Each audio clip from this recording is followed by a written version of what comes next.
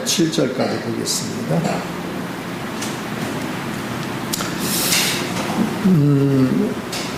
이 서신서에 디모데전서, 디모데후서, 디도서, 빌레몬서는 바울이 개인한테 편지를 쓴 거예요.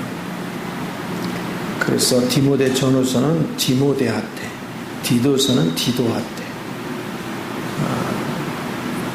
빌레몬서는 아키포한테 편지를 쓴 거예요. 그리고 나머지 서신서는 다 교회에 편지를 쓴 겁니다.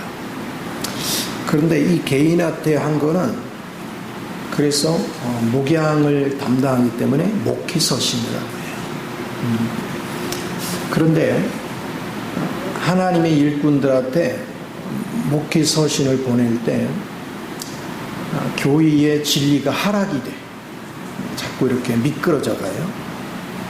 그래서 그걸 바로잡기 위해서 디모데전서를 쓰고 그리고 그것이 더 악화된 다음에 디모데후서를 통해서 좀 더 강하게 어필하는 걸 우리가 볼 수 있어요. 디도서도 마찬가지고요.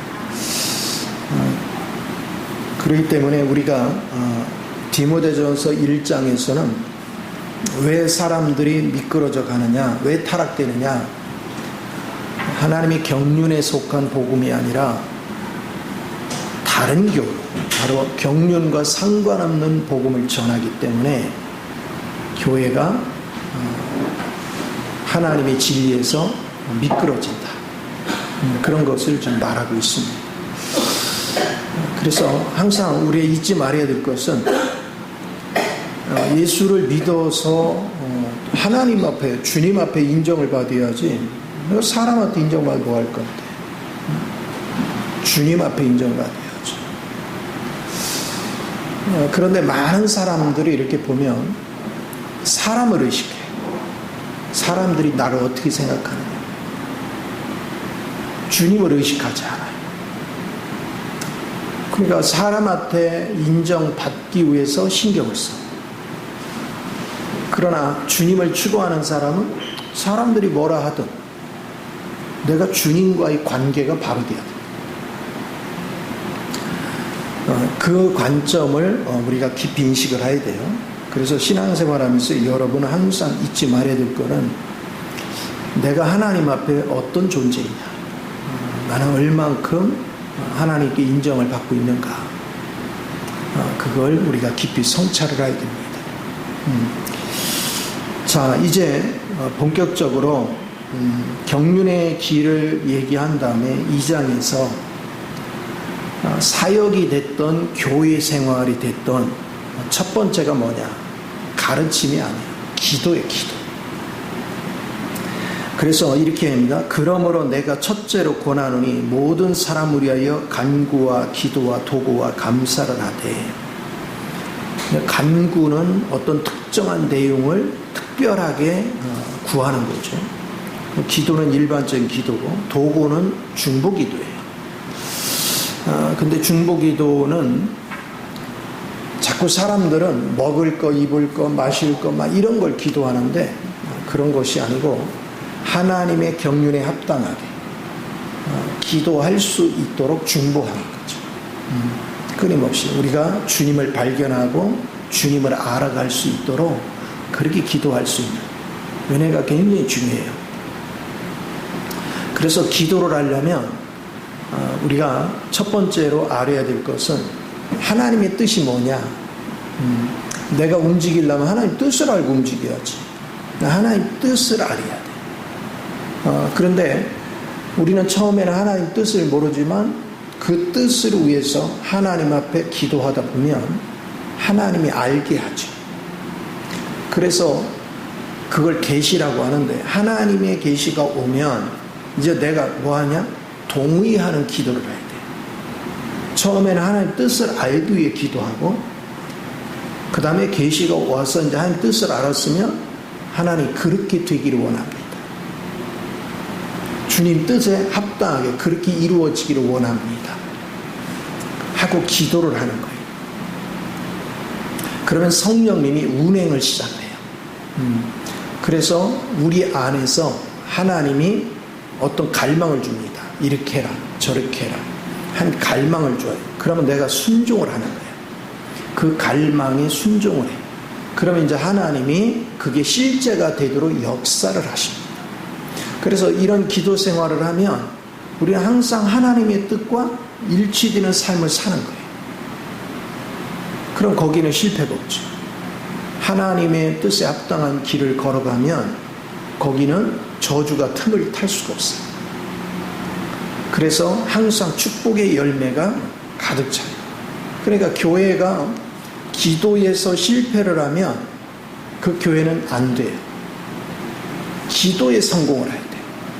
그래서 항상 바른 기도를 할 수 있도록 훈련을 시켜야 돼요. 마태복음 6장에 그랬죠. 먹을 거, 입을 거, 마실 거는 누구나 구하는 거래. 이방인이나. 하나님의 자녀는 그의 나라와 그의 의를 구하라. 그것이 다 경륜에 속한 기도들입니다.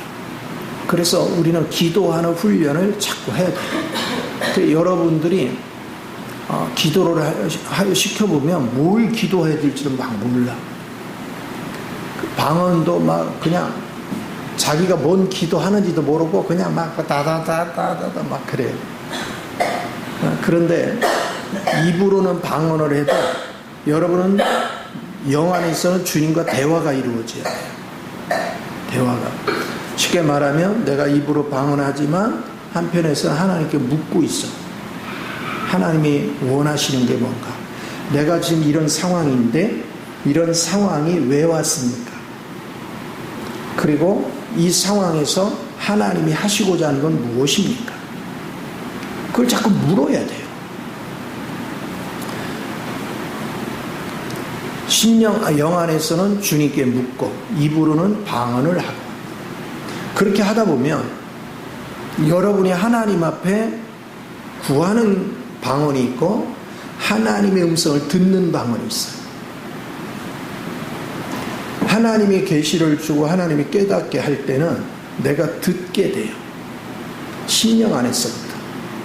그러면 기도가 하나님 앞에 구할 때는 강하게 차고 올라가지만 하나님 앞에 들을 때는 이렇게 내 안에 스며들듯이. 그러니까 강약이 달라지죠. 기도하는 것이. 이렇게 끊임없이 여러분이 훈련이 돼야 돼요. 그럼 자보세요.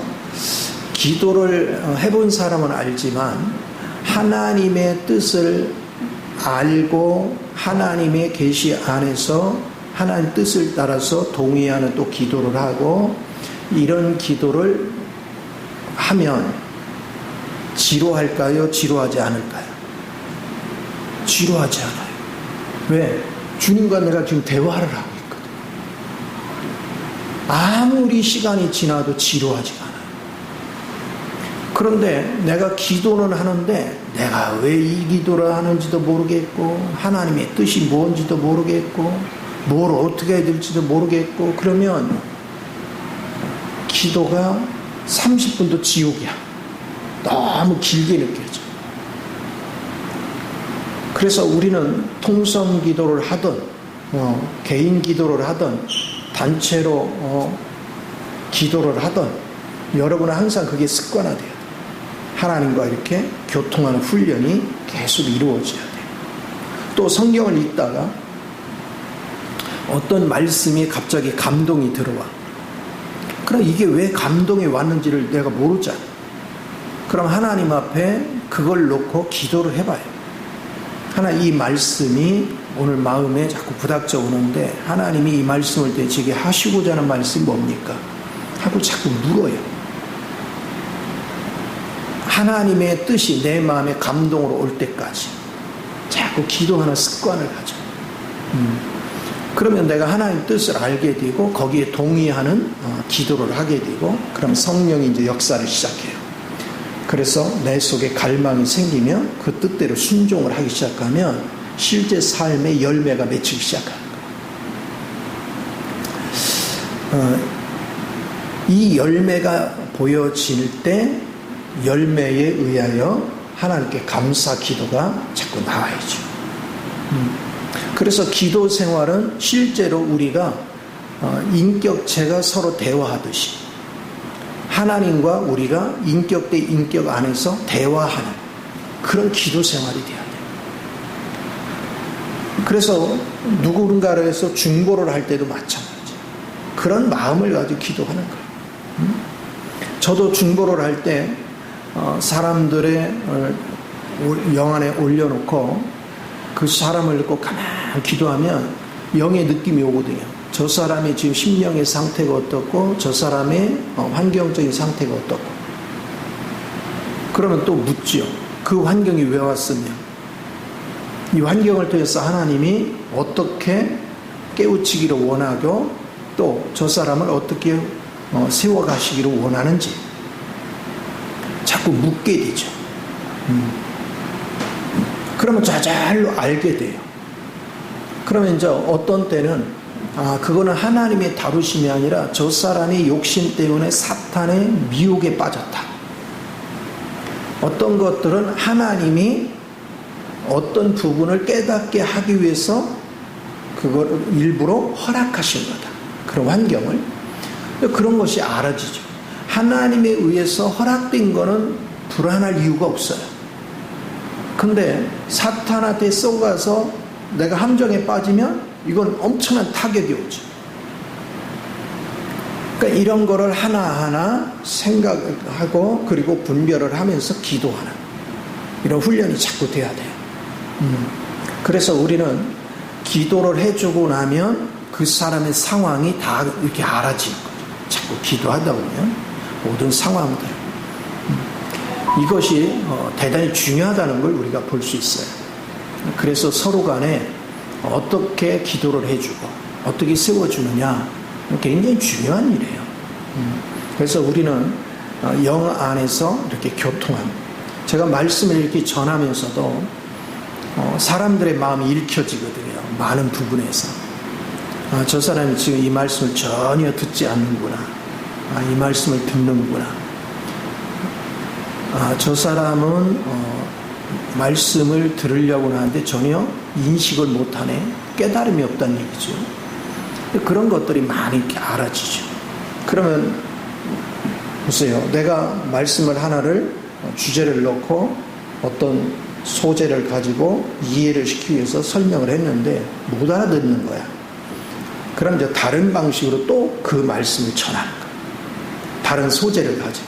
그래서 하나의 주제를 놓고도 이런 방법으로도 전하고 이런 방법으로 전하고 하는 거는 성도가 영적 수준이 다 뭐하니까 다르니까 이끌어 가야 되니까 사실은 10분이면 끝날 수 있는 걸 이렇게도 설명해주고 저렇게도 설명하다 보니까 1시간도 부족한 거야. 시간이. 그렇게 하면서 영혼들을 이렇게 깨우쳐가는 거죠.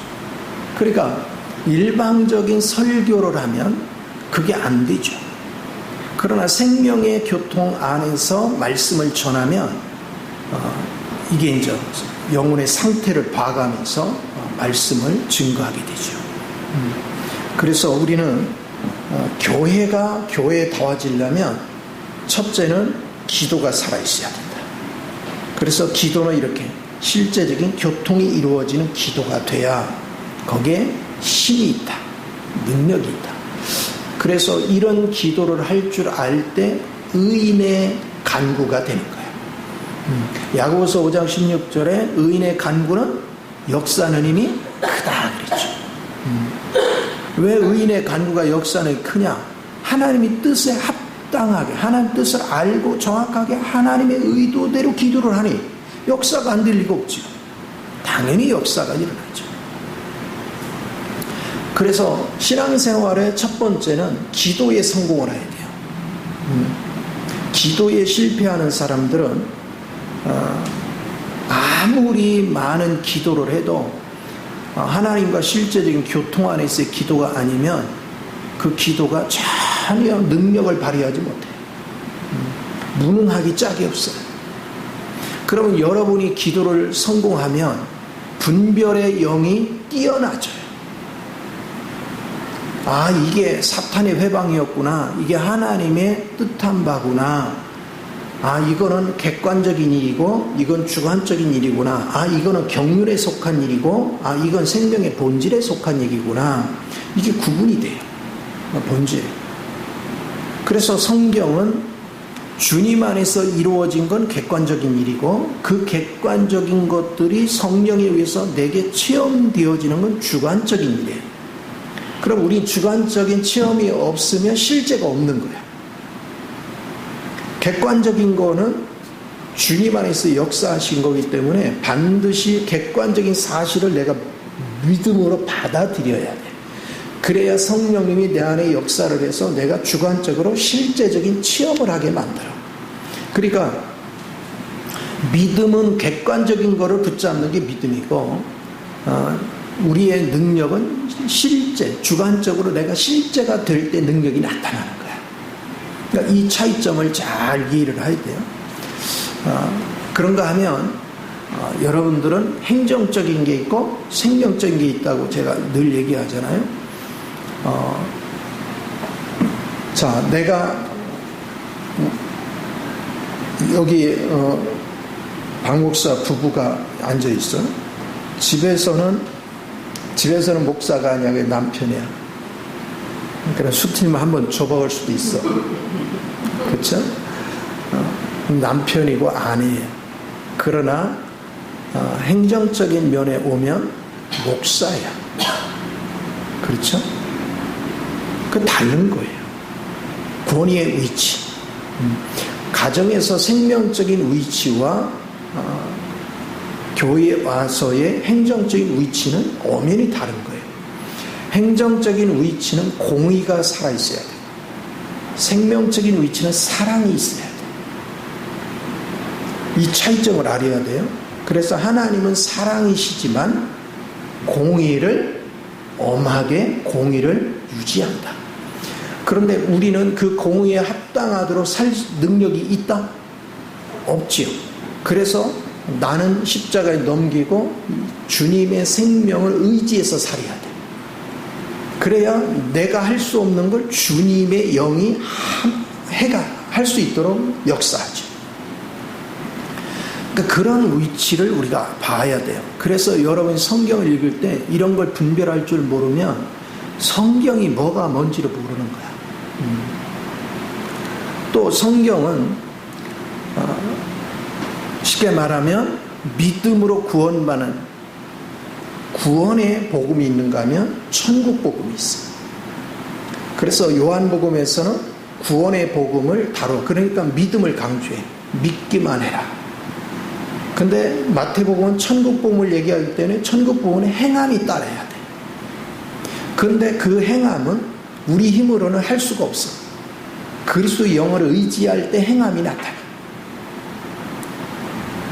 그러니까 결국은 마태복음은 그리스도를 살아내지 않은 사람은 지킬 수 있는 게 아니야. 그 차이점을 봐야 돼. 그래서 여러분들은 믿음으로 인해서 구원받은 사람은 이 구원은 뺏긴다, 안 뺏긴다?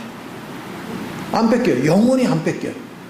그래서 다 구원받은 사람은 다 새 예루살렘 성에 가요. 그런데 천국 복음은 천국을 들어가는 데는, 천년왕국에 들어가는 데는 아무나 못 들어가. 행함이 따라야 돼. 주의 뜻대로 행해야 돼. 그럼 그걸 실패한 사람은 어디로 간다고? 성 밖으로. 이거를 잘 분별할 줄 알아야 돼요. 그렇게 돼야 여러분들이 기도에 성공해야 이런 게 자꾸 보여지고 만져지고 체험돼. 그럼 분별이 되는 거예요.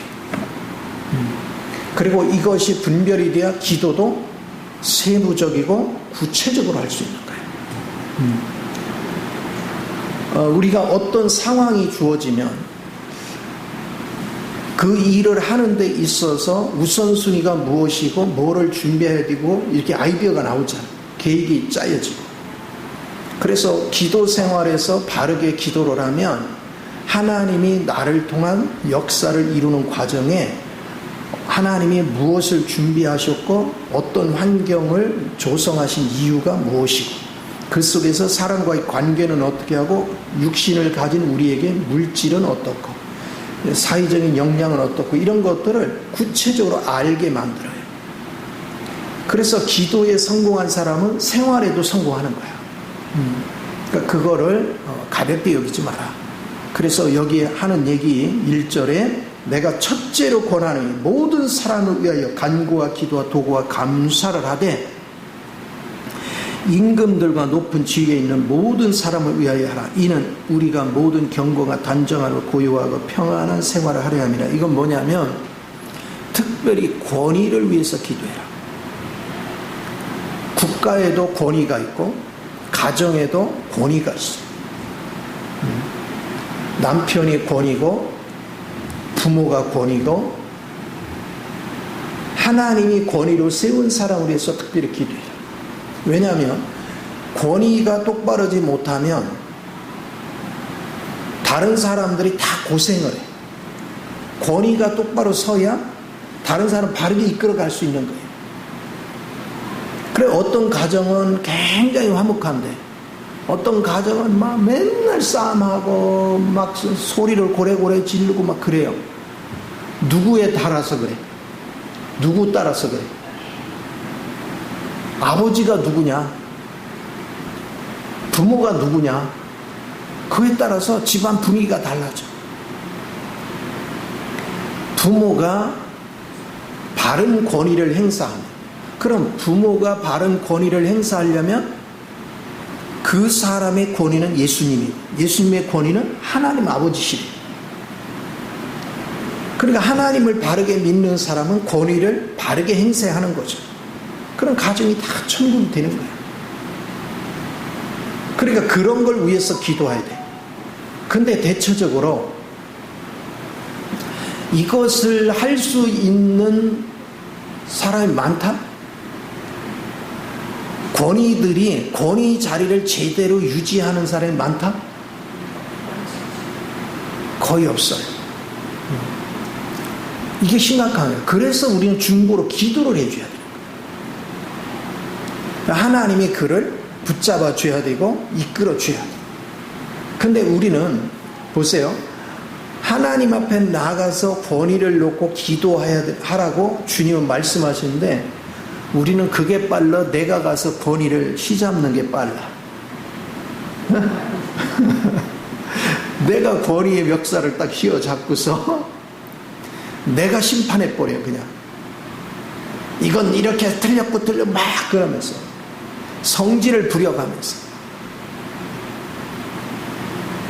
그러면 결국은 누구를 대적하는 거예요? 그게 하나님을 대적하는 거예요.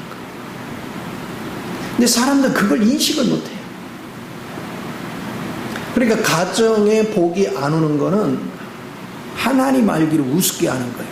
그래서 사람들이 나는 하나님을 엄청 사랑합니다. 나는 하나님 우습게 한 적이 없습니다. 그래요? 근데 하나님이 권위라고 얘기하는데 그 권위자를 네 멋대로 재단하지 않아요. 그러니까 하나님이 심판을 해야 되는데 자기가 심판해버려요. 그럼 가정이 뭐가 되겠어? 아무것도 안 돼. 국가도 마찬가지, 사회단체도 마찬가지, 교회도 마찬가지, 가정도 마찬가지. 그게 권위가 서야 돼. 그래 우리는 기도를 할 때 권위가 권위 자리에서 바르게 권위로서의 행사를 할 수 있도록, 치리를 할 수 있도록 중보로 기도해 줘야 돼요. 그게 가장 중요해요. 대체적으로 남편들이 교회를 잘 안 다녀. 그렇죠? 하나님을 잘 몰라요. 대부분이 아내들이 신앙생활을 해요. 그러니까 속이 터진다 안 터진다? 속이 터져. 그러니까 내가 살아가지고는 하나님 앞에 기도만 하고 가만히 있을 수가 없는 거예요. 속이 터져서. 그러니까 내가 죽어야 돼. 내가 먼저 십자가에 놓여져야 하나님 앞에 순수하게 맡길 수 있어. 그리고 하나님이 나한테 시키는 대로 순종할 수 있죠. 그래야 가정이 평화로워져. 아름다워져요. 그런데 대체적으로 아내들 위치는 습관화가 돼 있어요. 자기가 다 마음으로 심판을 해요. 이제 신앙생활을 하다 보니까 아이고 이거 권위라고 함부로 내가 할 수도 없겠구나. 겉으로는 말을 하는데 속으로는 으르렁거리죠. 속에서는 판단을 하고 있죠. 그러니까 이런 것들 하나하나를 우리가 잘 봐야 돼요. 내가 하나의 관계가 어떠냐. 속에서 판단하면서 안 그런 척 하는 걸 주님 뭐라 하냐? 나를 기만했다 그래. 그래서 갈라디아 6장에서는 나는 너에게 기만당하지 않는다. 만울이 여김을 받지 않는다. 그 얘기는 기만당하지 않는다. 너의 중심이 어떤 생각을 하고 있는지 내가 안다. 그걸 말씀하시고. 그러니까 결국은 그런 것들이 심판을 자초하는 거예요. 그런데 어떤 사람이 축복이 오느냐? 권위로 하나님이 세웠는데 권위가 권위 역할을 못해. 그럼 애통한 마음으로 눈물로 기도하는 거예요. 애통한 마음으로. 또 긍휼의 마음으로. 그러면 하나님이 그 기도하는 사람을 특별하게 아끼셔. 그래서 지각을 열어 그 남편이 그렇게 된 이유를 알게 해요. 그럼 그 뜻에 합당하게 하나님 앞에 기도하면 하나님이 그거를 이제 본인한테 깨닫게 해서 마음을 열게 만드는 거예요. 이것이 자연스럽게 기도의 훈련이에요. 그러니까 기도는 요란하게 많은 말을 하는 게 중요한 게 아니고 정확하게 우리가 대화하듯이 하나님과 이렇게 대화하듯이 기도하는 이게 습관화가 돼야 돼요. 훈련이 돼야 돼요. 그러면 시간이 지나보면 여러분은 주님의 음성을 듣고 주님이 원하는 방식으로 기도하려고 마음을 쓰고 그런 식으로 기도하다 보면 처음에는 잘 안 되지만 시간이 갈수록 하나님이 내 속에 자꾸 역사를 해요. 그래서 어느 순간에 이제 하나님의 음성이 들려지기 시작해요. 하나님은 우리의 사람의 언어같이 귀에 들리듯이 하는 건 그렇게 들린다면 그건 은사적인 것이고 생명적으로 들리는 건 그렇게 안 해요. 그냥 저 사람을 딱 보잖아요. 그러면 통으로 저 사람이 그냥 알아져요. 느껴져요. 아, 그렇다 뭐 속속들이 막 그렇게 하는 게 아니라 하나님의 어느 부분을 딱 비춰주면 그냥 알아져요. 그러니까 하나님이 비춰준 것만 아는 거예요. 그 이상은 알 수가 없어요. 그렇게 하면서 하나님은 영혼을 볼 수 있는 눈을 열어주는 거예요. 그래서 우리는 두 방면을 분명히 알아야 돼요. 여러분이 중보로 기도해 주려면 한편에서는 하나님 마음을 알아야 되고 한편에서는 내가 기도해 주는 사람을 알아야 돼요. 근데 사람 속을 어떻게 알아? 더군다나 하나님 속은 어떻게 알아? 그래서 하나님 앞에 나가 기도하는 거예요. 하나님이 의도한 뜻이 무엇인지를 구해야 되고 그리고 저 사람이 왜 저런 행동을 하거나 저걸 고집 피우는데 그 이유도 궁금하니까 물어야 돼. 하나님만이 다 아셔. 사람은 외모를 보지만 하나님은 중심을 보신다니까. 우리의 중심을 다 아셔. 그래서 기도하다 보면 이런 것이 만져집니다. 제가 이제 목회를 하면서 30년 목회를 하면서 느끼는 게 있어요. 사람들은 속마음하고 나한테 꺼내놓는 말이 달라요. 참 신기해요. 초창기 목회할 때는 몰랐어요.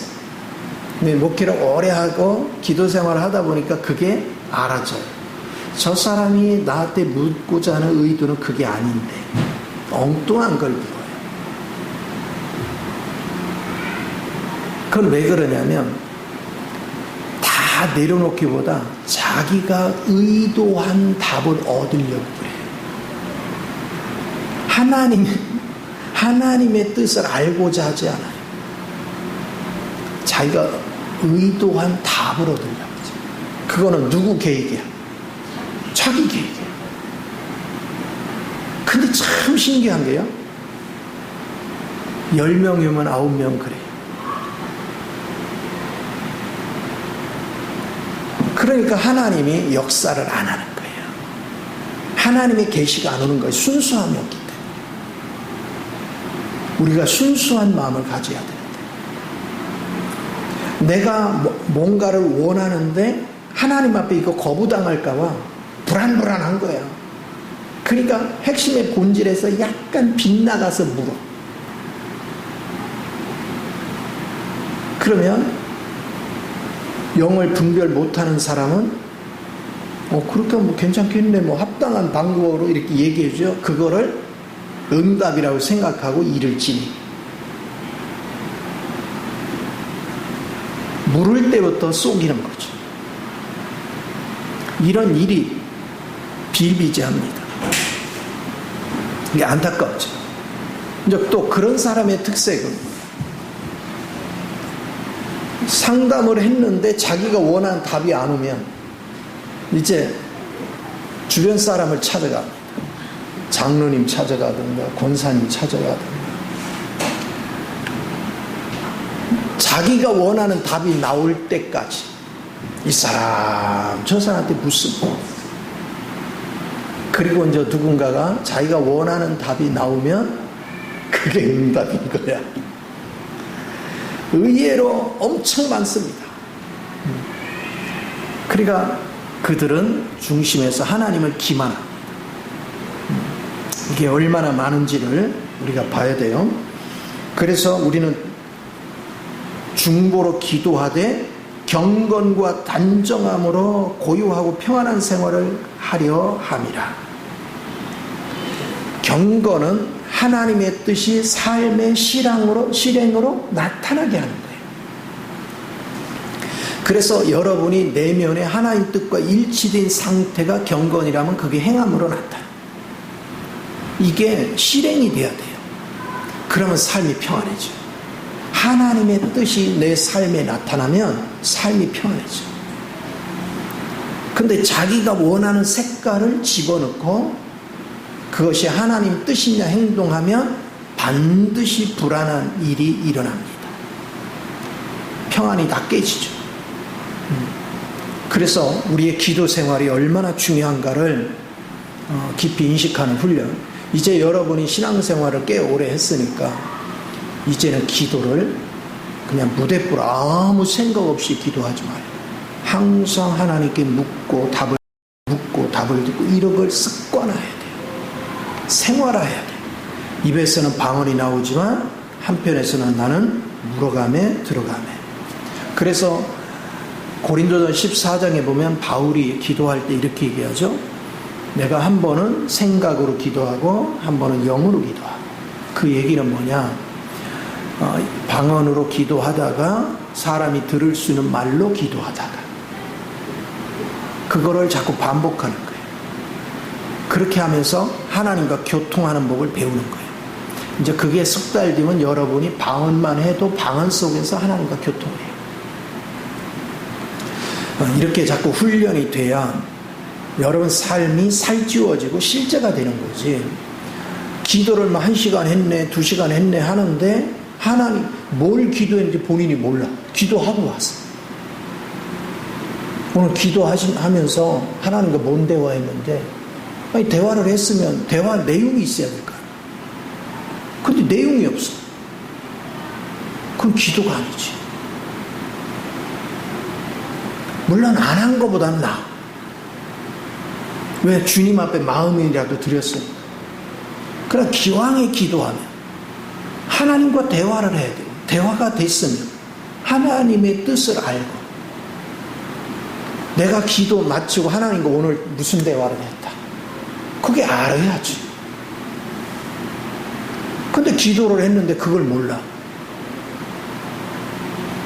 물론 하나님과만 나만이 아는 비밀인 다른 사람한테 공표할 수 없는 거 많아요. 그래, 공표할 수 없는 건 안 하더라도 자신은 대화한 내용이 있어야 될 거 아니에요. 그 실제 기도지. 그게 없다면 죽은 기도예요. 죽은 기도. 그러니까 쉽게 말하면 중원본 한 거나 똑같아. 아무런 대화의 결실이 없다.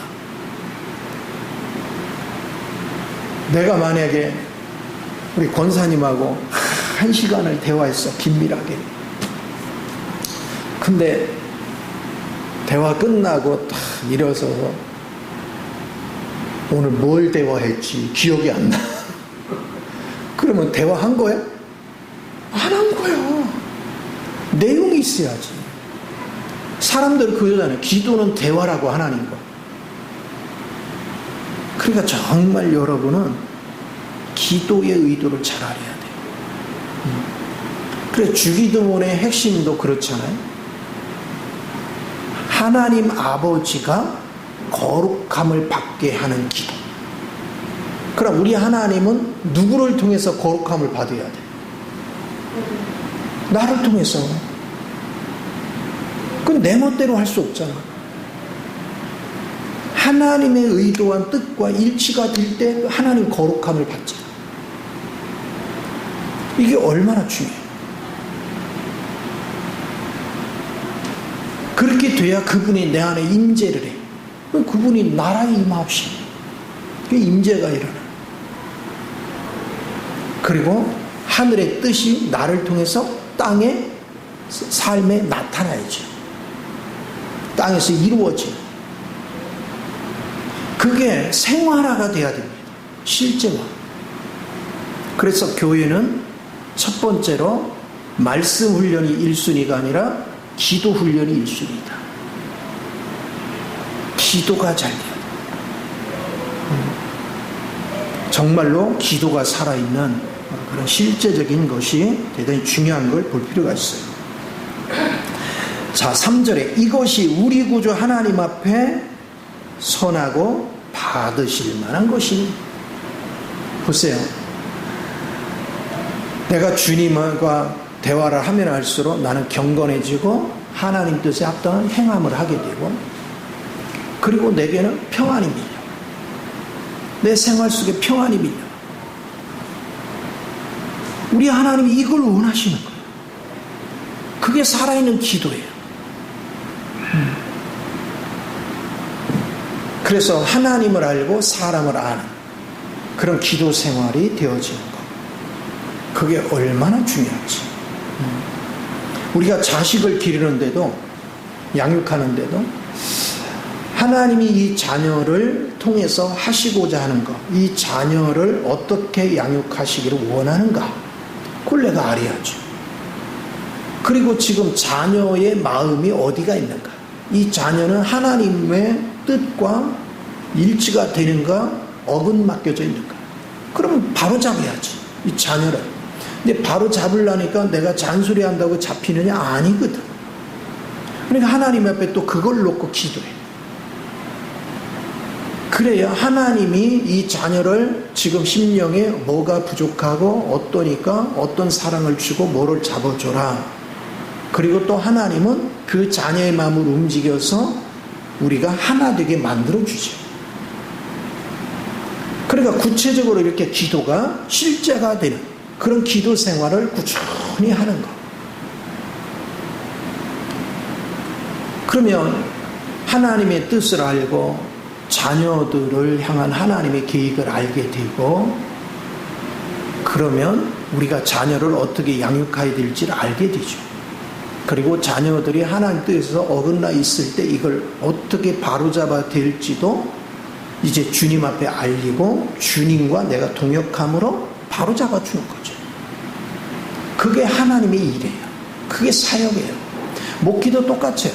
성도들을 하나님의 의도한 바를 알게 하고 그 성도들이 하나님의 의도대로 모르고 자기의 색깔을 가질 때 그걸 어떻게 바로잡아서 하나님과 일치되게 할까. 그걸 놓고 계속해서 중보하고 하나님과 교통하는 이런 훈련이 돼야 가정에서는 자녀가 바르게 되고 교회에서는 성도들이 바르게 되는 거예요. 그래서 하나님이 원하는 살아있는 교회가 되는 것이다. 이런 훈련을 우리는 꾸준히 해나가는 그 은혜가 얼마나 중요한가. 그래서 우리 하나님은요, 여러분이 무슨 실수를 했다, 죄를 범했다, 여러분이 뭔가 몰라가지고 엉뚱한 길에서 헤맨다, 그거 뭐라고 안 해요. 하나님은요, 근데 인간은 자꾸 죄를 지적질하고 막 탓을 해. 근데 우리 하나님은 그렇게 안 해요. 몰라서 그래. 그걸 바로 잡아줘야지. 이제 모르니까 바로 잡아줘야지. 그러면 우리는 책망하고 성질 부릴 문제가 아니라 서로 몰라서 그러니까 하나님께 나가서 이걸 바로 잡아야 되겠다 하는 의도로 하나님께 기도하는 훈련이 되면, 이제 시간이 지나면 하나님의 음성 듣는 법도 알게 되고 사람의 영을 분별하는 법도 알게 되고 그 안에서 하나님과 나와 합작을 해서 영혼들을 생각을 변화시키는 일에 섬김이 뭔지 이런 걸 알게 되죠. 그럼 재밌잖아. 주님과 동역을 하면서 영혼을 돌보는 일이 얼마나 재밌어요. 살아있는 부모는 자식을 좋은 옷 입히고 좋은 집에서 살게 하고 좋은 학교 공부시키고 좋은 음식 먹이고 그것만 하는 것이 부모 역할이 아닙니다. 그것만 하면 자식을 다 망치는 거예요. 사람으로 태어나고 특별히 하나님의 자녀로 태어났으면 하나님 앞에 부합되는 삶을 살도록 바르게 교육을 해야죠. 짐승은 태어나서 우리 집에 예전에 시골에 송아지 날 때 보니까 송아지는요 서서 새끼를 낳아요. 뚝 떨어지는 거 하면 금방 이렇게 하더니 이렇게 핥아줘. 이제 어미가 이렇게 핥아주면 탯줄만 태아 이거 덮고 있는 거. 그럼 금방 일어나서 걸어요. 근데 사람은 걸으려면 오래 걸려요. 그리고 스스로가 어떤 행동을 하려면 교육을 받아가면 오랜 세월 교육을 시켜. 짐승하고 차이점이 그런 거예요. 인간은 그런 훈련을 통해서 바르게 세워가는 겁니다. 이것을 우리가 깊이 인식을 해야 돼요. 그래서 기도에 실패하면 아무것도 안 돼요. 4절에 하나님은 모든 사람이 구원을 받으며 진리를 아는 데 이르기를 원하시느니라. 그렇죠? 모든 사람. 그런데 사실은 모든 사람이 구원받기를 원하지만 구원받은 사람 다 택함 받은 자야. 누가 택함 받은 자야 우리는 몰라. 근데 나중에 구원받고 나서 보면 하나님이 다 택한 자라는 거죠. 그러니까 최소한도 여러분 이 자리에 있는 건 다 뭐한 사람들이야? 선택된 사람들이죠. 그거 하나만 가지고도 엄청난 복이죠. 축복이고.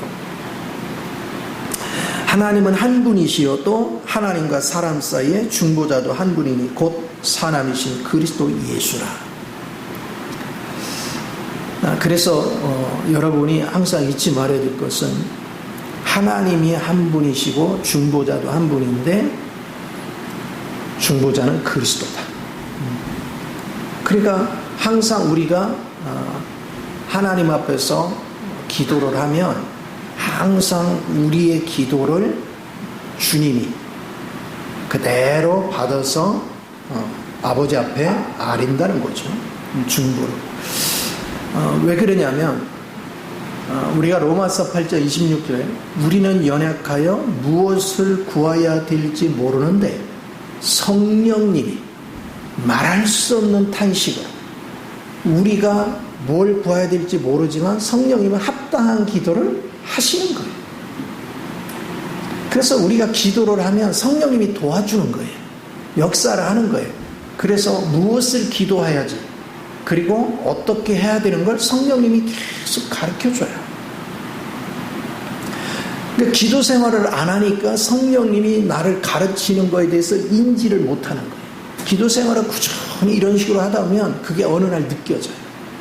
아, 성령님이 이렇게 알려주시는구나.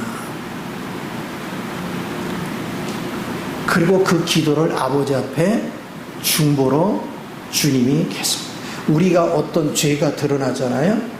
예수님은 아버지 앞에 자신의 피를 들이미는 거예요. 그래서 그거를 책망할 수가 없어요. 주 안에서 이루어진 모든 것들은 주님이 다 증거를 내놓기 때문에 그거 가지고 책망이 안 돼요. 단 성령님은 하나님 아버지는 우리를 용서했지만 성령님은 우리를 정결케 하는 책무가 있어요.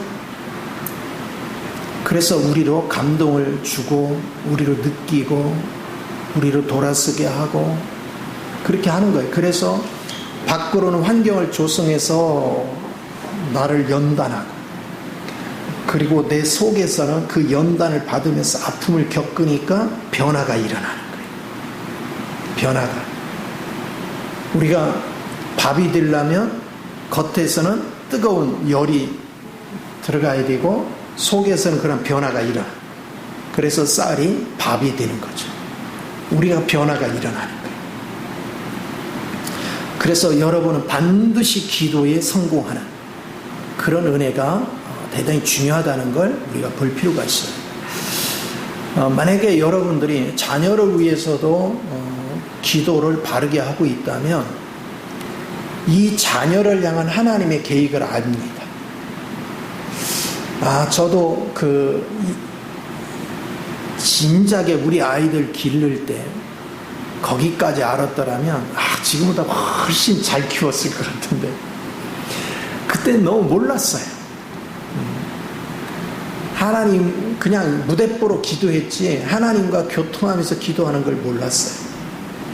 아무도 가르쳐준 사람도 없고 그러니까 스스로 나는 신앙생활을 하면서 스스로가 성령의 인도를 따라서 스스로 터득하고 스스로 성령님 앞에 친히 교육을 받은 거예요. 하나에서 열까지 전부 다. 그렇게 보니까 내가 참 지금 인생을 다시 시작한다면 근데 지금 아는 걸로 다시 시작해야지 아는 거 제껴버리고 다시 시작해봤다 도루묵이야. 그렇죠? 왜냐하면 이거 깨닫기까지는 또 세월이 필요하니까. 근데 그 생각이 드는 거예요. 인생이 가장 황금기가 언젠가. 언뜻 보면 20대, 30대, 40대 이럴 것 같은데 하나님의 세계가 느껴지고 만져지고 세상 이치가 알아지는 게 50대가 지나니까 보이더라. 이순이라는 게 세상의 소리가 들리는 겁니다. 근데 세상 소리만 들린 게 아니라 주의 음성이 들리는 거죠. 그래서 60대가 황금기구나. 진짜 황금기구나. 근데 60대가 황금기가 되려면 뒤에 60년을 어떻게 살았느냐가 중요해. 밑바탕이 있어야 돼. 그래야 60대 기가 열리는 거예요. 인생이 참 그런 거예요. 그래서 좀 더 일찍 알았더라면 우리 자녀들을 좀 더 멋지게 양육했을 텐데 참 아쉬운 생각이 있죠. 그런데 이제 이걸 알고서 전하는데 중요한 건 받아 먹는 사람들이 못 하던데 이제 나는 이걸 깨닫고 얘기를 해주잖아요. 받아 먹는 사람들이 머리로는 그러는데 실행에 안 옮겨요. 왜? 그게 주의 음성이 알아지고 느껴지고 만져질까는 오랜 세월이 걸리니까. 그런데 포기하면 영원히 못 듣지. 근데 꾸준히 주님 앞에 간구하다 보면 다른 사람보다 빠르게 주님을 친히 느끼고 만지고 체험되고 주의 음성을 듣겠죠. 참 이게 굉장히 중요한데 가르쳐 주어도 인내로 나도 실제가 되기까지 기도를 해야 되는데 그렇게 안 해요, 사람들이. 그 말씀 귀한 걸 몰라요. 너무나도 가볍게 여겨요. 이것이 얼마나 참 안타까운 일인지 모르겠어요. 6절에 그가 모든 사람을 위하여 자기를 대속물로 주셨으니 기약이 이르러 주신 증거니라. 주님이 우리의 대속물이 되어서 우리의 모든 죄를 대신 갚으셨죠. 자, 이제 여러분들이 그리스도 영에 의해서 이제 기도 생활을 하면서 하나님을 알고 그 속에서 교통하면서 내 안에 이제 그리스도 영이 채워지면 우리도 누군가를 섬길 때 주님이 죄인된 우리를 살리기 위해서 십자가를 못 박혀 죽으시고 부활 승천하여서 우리의 생명을 주셨듯이 내 안에 그리스도가 채워지면 채워질수록 나도 누군가의 속지 제물이 되는 거예요. 나는 알 수 없는데 내 안에 있는 누가? 그리스도가. 그래서 그게 산제물이라. 산채로 하나님이 원하는 곳에 가서 섬기는 거죠. 이렇게 할 수 있는 게 누가 하느냐? 기도에 성공한 사람. 기도에 실패한 사람은 절대 이게 불가능 아니에요. 기도에 성공한 사람만 그렇게 하는 거예요. 참 이 시대를 이렇게 보면 이제 하나님의 세계에 대해서 자꾸 알아져 가면서 느끼는 게 우리가 하나님 앞에 주제넘은 죄를 많이 범해요. 하나님이 허락도 안 했는데 우리는 자꾸 자원하려고 하고 하나님이 명령도 안 했는데 자기가 뭔가를 자꾸 실행하려고 그래요. 이게 주제넘은 죄거든요. 하다못해 내가 누구를 신방을 한다. 하나님이 허락을 안 하는데 신방을 해. 모를 때는 그랬어요. 그냥. 그런데 기도 생활을 하다 보면 하나님이 가지 마라. 가라. 하나님이 허락하는 신방이 있고 허락하지 않는 신방이 있어요. 왜 그러실까? 여러 면으로 관찰을 해보니까 들을 귀가 없는 곳은 못 가게 해요. 하나님 말씀은 들을 귀가 있는 자에게 주는 거예요. 들을 귀가 없는 자에게 주지 않더라.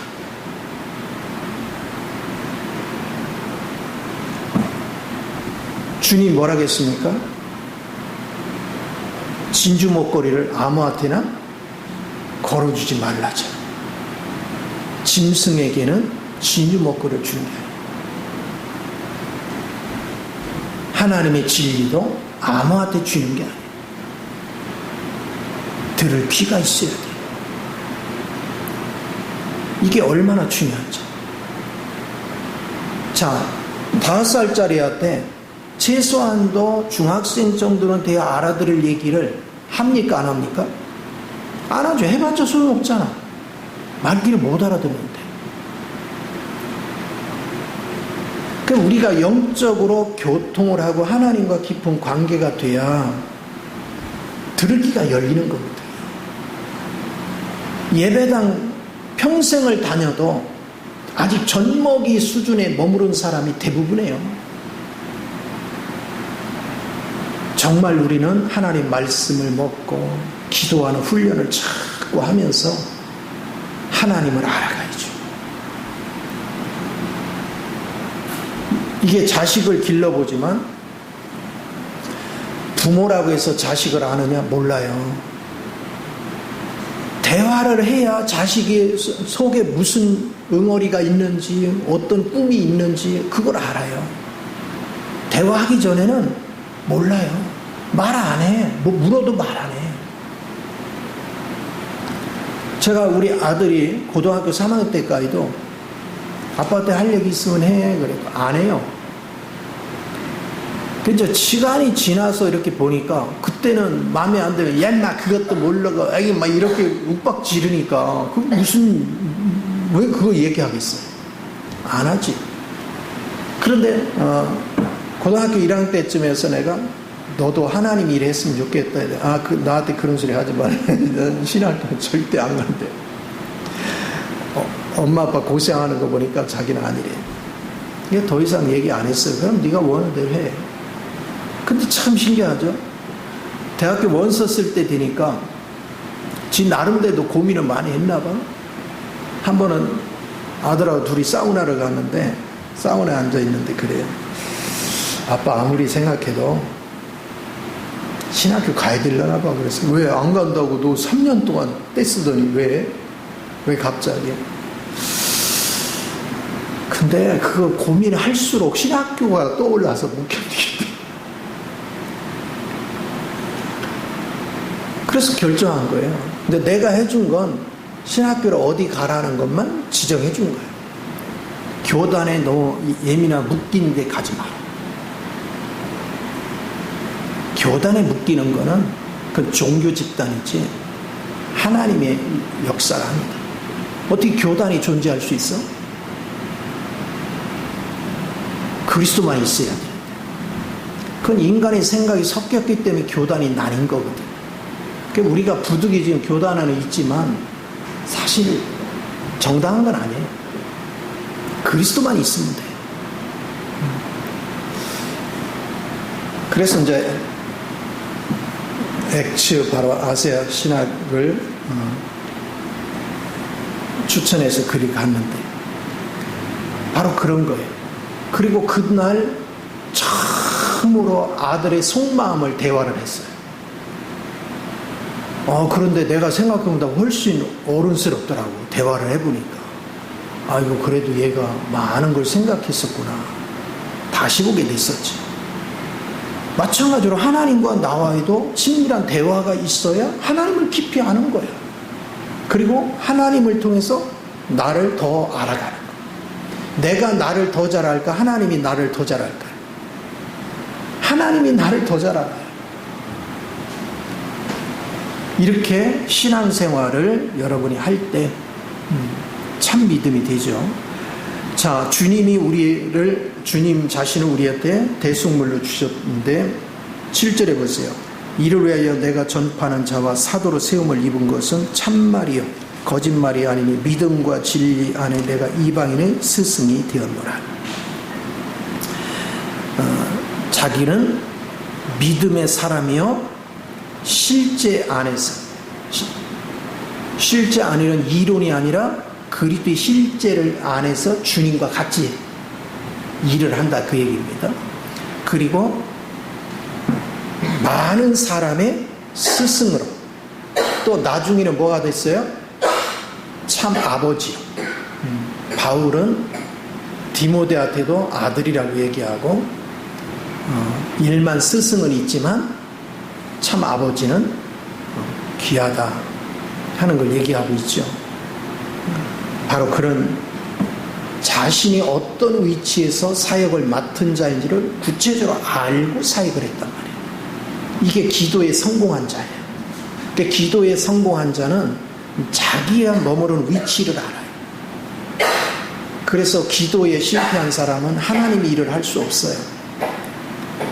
왜냐하면 갈 길을 모르거든. 하나님의 뜻을 아나, 영혼들을 어디로 이끌고 가야 될지를 아나, 몰라요.